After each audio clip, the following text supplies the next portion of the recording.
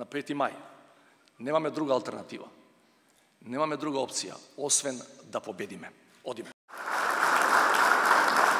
Со 712 гласови од присутни 763 делегати, владеачката партија го потврди својот избор. Стево Пендаровски ќе се трка за председателската фотелја на 21 април.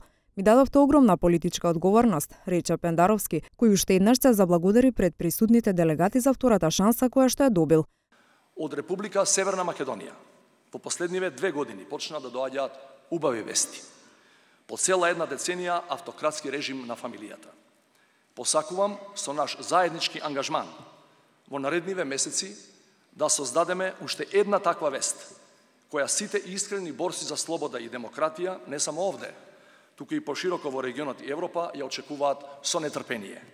Ви благодарам за довербата и ве повикувам да се вложиме сите за Македонија да биде на сите. За лидерот на СДСМ Зоран Заев, Пендаровски е идниот председател на Северна Република Македонија. Тоа е потврда на концептот на едно општество, истакна Заев.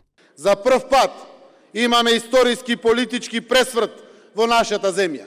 Македонци, албанци, турци, срби, роми, власи, бошњаци и сите други застануваме заедно, за да ги обезбедиме на нашата земја председател за сите наши граѓани.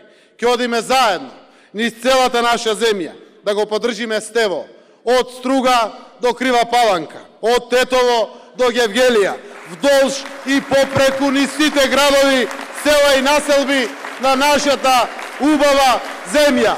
Стево Пендаровски ќе биде идниот председател на Република Северна Македонија. Пред Конгресот Пендаровски се сретна и со лидерот на ДУИ Али Ахмети во Мала Речица. Тој пред присутните на Централниот совет на партијата истакна дека сега е најважно да се спроведат безпрекорни избори. Пендаровски е консензуалниот председателски кандидат, зад кого во петокот застана Заев и Ахмети и уште 29 партии од коалицијата.